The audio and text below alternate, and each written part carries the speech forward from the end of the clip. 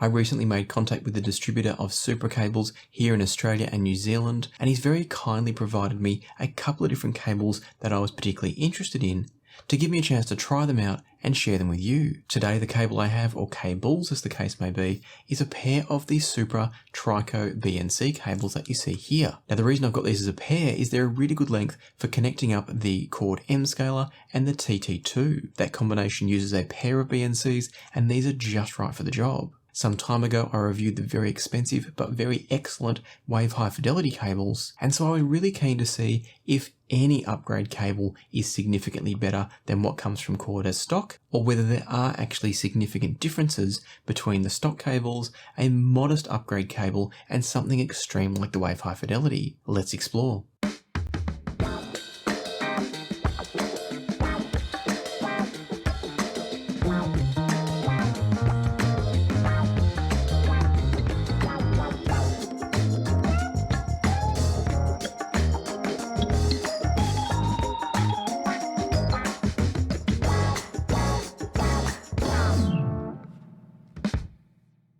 Before I jump into the review, I just want to mention that I've started changing how I post to Instagram lately. So if you want to see a sneak peek of what's coming up next, maybe 1 to 2 videos ahead of schedule on the channel, do make sure you go over and follow me on Instagram. It's Passion for Sound AU, because what I've started doing is posting the B-roll, like the Glamour video, of the upcoming videos about 1 to 2 videos in advance. So you can get a bit of a sneak peek of what's coming and hopefully get excited for what's coming down the pipeline. So make sure to jump over to Instagram, follow me, Passion for Sound AU, and keep an eye on the feed. For now though, let's start talking about the Supra BNC cables.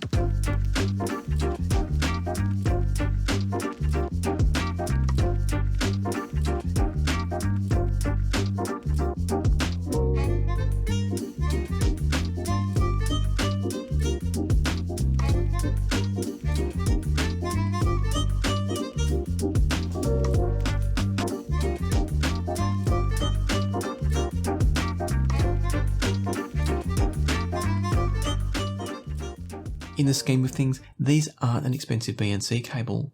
They come in at about $60 to $65 depending on exchange rates. These are made in Sweden, so the pricing is in euros, but they work out to be about $60 to $65 for a 1 meter cable. As you can probably tell, this is not a 1 meter cable, this is the 0.7 meter cable, and I wasn't able to find pricing of that on the Supra website when I checked. It is one drawback in regards to Supra cables, is they don't tend to be well represented online.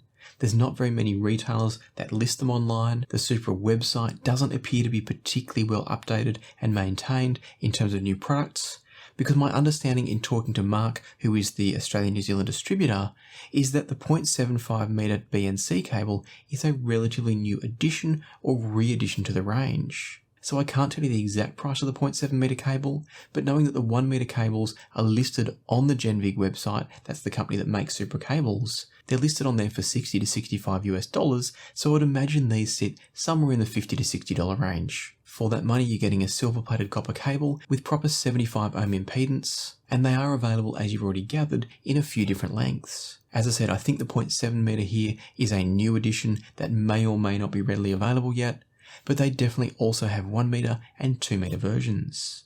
You can also buy an RCA to RCA version of this cable, so for those of you that don't have BNC connectors on your source or your DAC, you can get a standard RCA for the normal split-off style connector. Beyond that, there's not a huge amount to say. They're a very well-made cable. They've got the typical Supra ice blue sort of colour sheathing. They've got really good quality connectors at each end. I believe they're Nutric connectors. Yes, they are. So you've got Nutric connectors at each end, a good quality cable in the middle, and they're just a solidly designed, solidly made cable.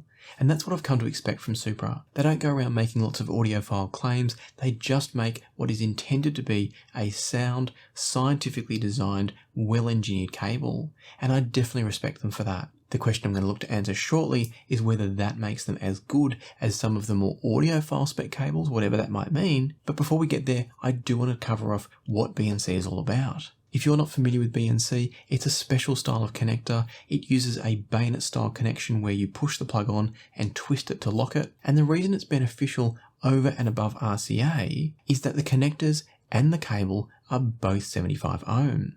And the reason that matters is that the less times you change the impedance of the cable, the better. Think of it a little bit like if you're looking into a glass of water, the way the light distorts. Or the same thing as if you're looking into the ocean and you see a fish, if you try and reach down and grab it where it looks like it is, you're going to miss it. And that's because the light's getting bent by the movement of the light from the air, which behaves one way, into the water, which behaves a different way.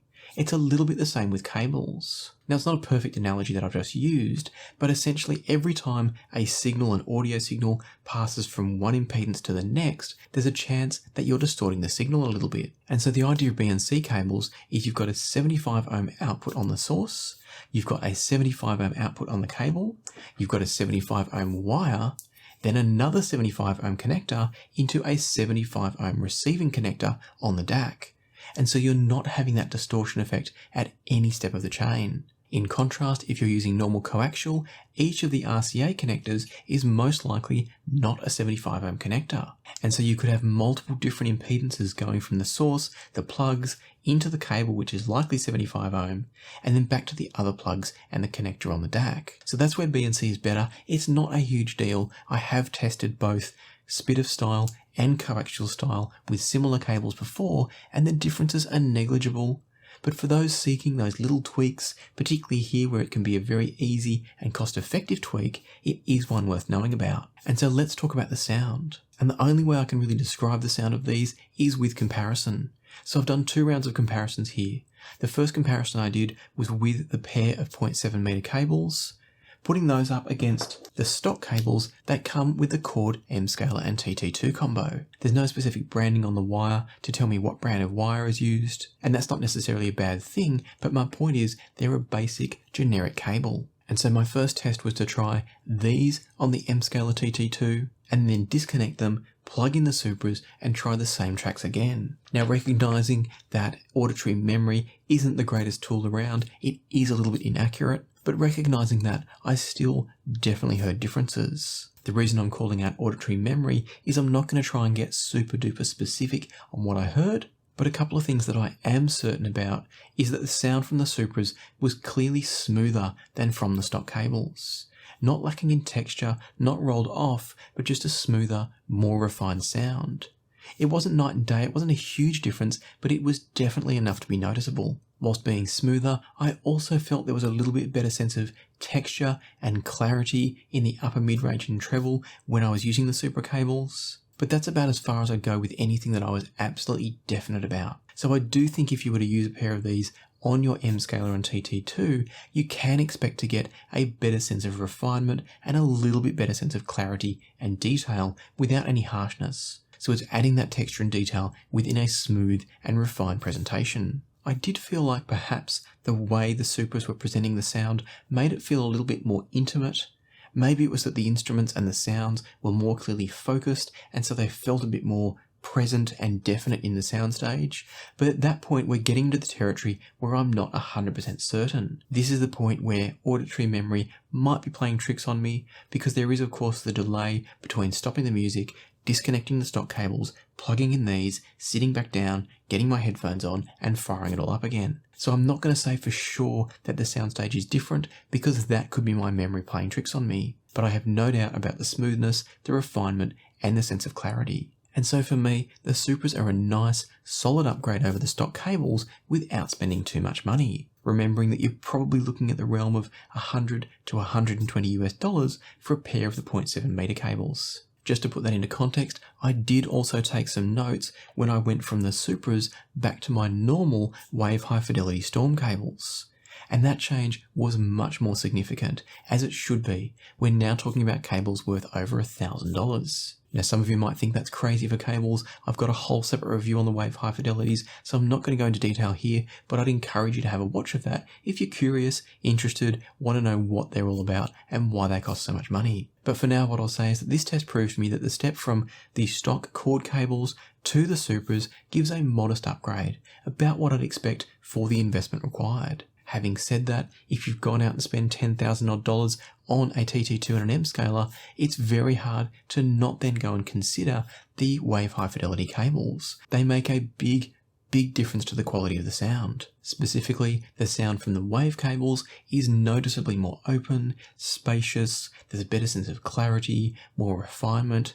It's essentially everything the Supras did, but taken about 5 steps further. Whatever those 5 steps might look like, that's a very arbitrary number I've just plucked out of the air, but my point is, it's a big step up. If the step from the stock cable to the Supra is 1 or 2 notches, the step from the Supra to the Wave High Fidelity is at least 4 or 5 notches more. In other words, it's at least double the improvement that you get from the stock cable to the Supra when you go to the Wave High Fidelity. So you are getting what you pay for, as is often the case. Not always, but often the case. Now, one other thing I did want to mention before I talk about these as a generic BNC cable with no relevance to the TT2 and M scaler, just for using it running from a source to a DAC.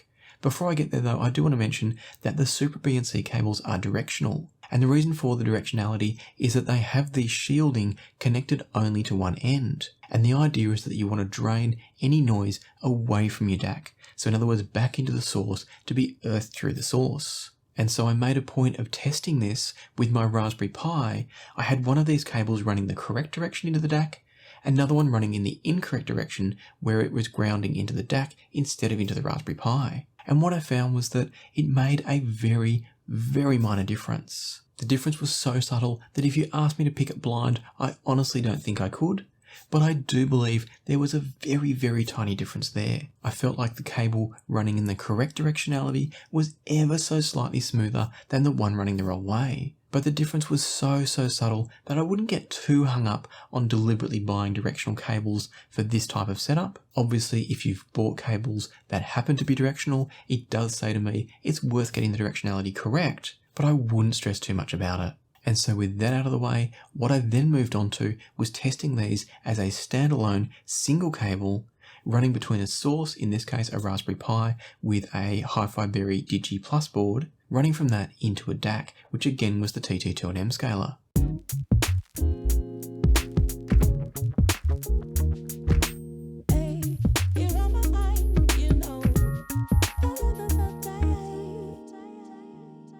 The idea of this test is just to see if these are a good choice as a normal source cable from your streamer, from your CD transport, whatever it might be, running from that into your DAC. And I stepped through a handful of cables, starting off again with the stock cord cable because I happen to have it here. It's obviously been designed or packaged to go with the M scaler and TT2, but it still works exactly the same as any other BNC cable. So I connected that up first and compared the Supra with the stock cord cable. Listening to Daydreamin' by Lupe Fiasco, what I heard was a very, very minor difference between these cables. There was no significant shift in tonality, but I felt like there was a slight increase in the size of the soundstage when listening from the Supra cable. The biggest and most obvious difference though was that the music was just easier to listen to via the Supra. And I can't really explain why. There was no individual element that I noticed where I'd say it was easier because X. So it wasn't because the treble was different. It wasn't because the mid-range was different. I couldn't really put any description to it. I just know that as I switched back and forth between the two, when I got to the Supra, it was like I could just relax and enjoy the music more. So the soundstage didn't change dramatically, although it was slightly better with the Supra. The tonality, I would say, didn't change at all, but things just got easier to listen to, and that to me is a great result. Often the benefits with cables aren't going to be significant shifts in tonality. It's more going to be things like removing a little bit of noise, removing whatever it is that causes the sound to come across harsh and edgy and less enjoyable. And so for me, the Supras do offer an excellent choice for a modest but meaningful upgrade running between a source and a DAC. But to see just how meaningful they were, I thought it was worth trying a couple of others. What I have also here on my desk, this orange cable, is a custom-made cable from Aurealis Audio. He may not make them anymore. I'm not trying to review this cable as such. I'm just using it as a comparison point. This cable uses a high-quality 75 ohm wire from cable manufacturer Van Dam,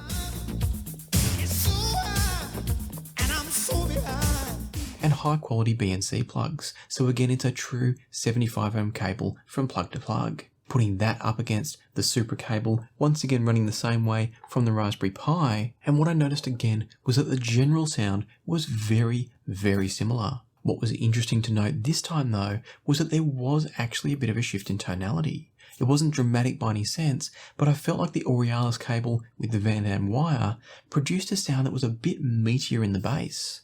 Not slow or sloppy or enhanced, but just a slight shift in tonality. The Supra came across a little bit crisper and brighter in the top end, but again ever so slightly, whereas the Aurealis cable was just a little bit more organic and smooth and rich sounding. But we are talking with minor details here. One of the tracks I listened to for this test was Wild World by the Scary Pockets. And if you haven't checked out the Scary Pockets here on YouTube, I thoroughly recommend it to any music lovers out there. They do great funk-based covers. They're a fantastic follow. But anyway, back to the review. The sound I was hearing from the Aurealis cable made things like the rim shots where the drumstick is hitting against the side of the snare, it made those sound more woody and more organic. Whereas when I moved over to the Supra cable, things like the cymbals and the hi-hat stood out more. Vocal textures were a bit more enhanced as well from the Supra, whereas the richness of vocals came through a bit more when using the Aurealis cable. And so what this showed me is very similar to what I found in my recent review of the USB cable from Supra, the Excalibur. In that review, I talked about the fact that I'm starting to discover that digital cables actually give a different tonality to the system. I can't yet explain why. I've recently completed an interview with a USB cable designer, Rob Woodland from Curious Cables, and we did talk a bit about why that might be, but there's lots of different variables. So I'm not going to try and explain why these are altering the tonality, but they definitely, absolutely are. What that means for us is that there's no cut and dry answer as to which cable is definitively better than another when you're working at about the same price point. So if you were to ask me which of these I'd recommend, I'd say it depends on the system and depends on your tastes. If you want a slightly crisper sounding cable, the Supra is a great choice. If you want a slightly warmer sounding cable, the Van Dam wire seems to do that, with those particular connectors, because that could change it too. And that's where I think having these cables in an affordable price range is a great option. It means you can afford to go out and buy a couple over a period of time and find the one that you like most. Maybe keep the other ones as backups, or in case you change a piece in your system later that happens to synergize better with a different cable, or sell them secondhand and you're not too much out of pocket. But then of course, there is the one final option of going all out and buying something like the Wave High Fidelity cables that I mentioned before. In addition to selling the paired BNC cables for the TT2 and M scaler, you can also buy a single cable from Wave High Fidelity for use in digital setups for coaxial. And so I compared the fairly modest $50 to $60 BNC cable from Supra with the over $1,000 Wave High Fidelity Storm cable, once again in exactly the same setup. So both running from the Raspberry Pi and into the TT2, or the M scaler technically. One of the tracks I used for this test was Keep It Clean by Lyle Lovett, and listening to that track, flipping back and forth between the two, I'd have to say the differences were quite subtle. So unlike the differences going from the pair of Supras between the M scaler and TT2, when running a single one of these from a fairly modest source like the Raspberry Pi, the differences were pretty minimal. The Wave High Fidelity was still better, but it wasn't as dramatic. It wasn't double the improvement like it was with the M scaler setup. The Wave provided a greater sense of space in the soundstage, the vocals were cleaner and clearer and more resolved in the soundstage, and things like cymbal hits seemed to ring out just a little bit longer. There was a greater sense of space in the recording, and space both in terms of the three-dimensionality, but also in a temporal sense, space for things to ring out a bit more. There was the ability to hear subtleties in the music that I wasn't necessarily getting from the Supra. And so there's no doubt that the Wave High Fidelity improved the sound, but the improvements were less noticeable. And the reason I raise that, the reason I specify that, is to say that this test really showed me that you need to choose cables like this based on the level of your system. Buying a $1,000+ cable for a Raspberry Pi that's worth $300 or $400 doesn't make any sense. There is absolutely not enough benefit there to justify buying something like the Wave High Fidelity. But if you're using a top-end streamer, something that's at the same sort of quality level as the M scaler and TT2, then you're going to hear the full capabilities of those top-tier cables, and then it might be worthwhile. It's a little bit like going out and buying a pair of incredibly expensive race car type tyres to put on your little Toyota Corolla. it's really a waste of the potential performance. But if you put those same tyres on a Ferrari, now you're going to feel what those tyres are capable of. And that's very much the same with cables. They're a final piece of the puzzle, as I've often said here before. I don't recommend buying them before you've put in place the rest of your system. But then once you do, think about the level of your system and kind of match the cables to the level of your system. I think the Supras here are a fantastic choice for a medium level system. I don't like to put specific numbers to it, but maybe if you're spending $1,000, $2,000, the Supras are going to do just fine. You're going to get a nice improvement from a generic cable, but you're also not investing too much money that could have gone into other greater improvements. I also think they're a nice investment if you've bought something like the TT2 and the M Scaler and you're not yet ready to drop over $1,000 on a pair of Wave High Fidelities. These are definitely a nice upgrade. They're also a bit easier to manage than the Wave High Fidelities because they're not heavy and thick to work with. So there's definitely a place for the Supras. I think they're a fantastic cable for the price. But I also want to temper expectations and say they're not going to transform your system from night to day. They're going to take it a little bit closer to its maximum performance, but that's about the most they're going to do. At the price, I think they're very much a worthwhile choice. And one thing I always love about the Supras is that they feel good to handle, they're very well made, and you know they're going to last and provide good performance for many years to come. So with that in mind, I do recommend them at the level at which they're playing. I think they're a great choice, and I think they're a nice first step if you want to start playing with some cables. I hope to cover some more offerings from Supra in the coming months. I'm going to look into some of their power cables, power conditioners, interconnects, so do stay tuned, and if you're interested in those sorts of reviews, make sure you subscribe and hit the like button. But for now, I'll leave you to the music. Don't forget to follow me on Instagram to see what's coming soon. Happy listening, and I'll see you here next time on Passion for Sound.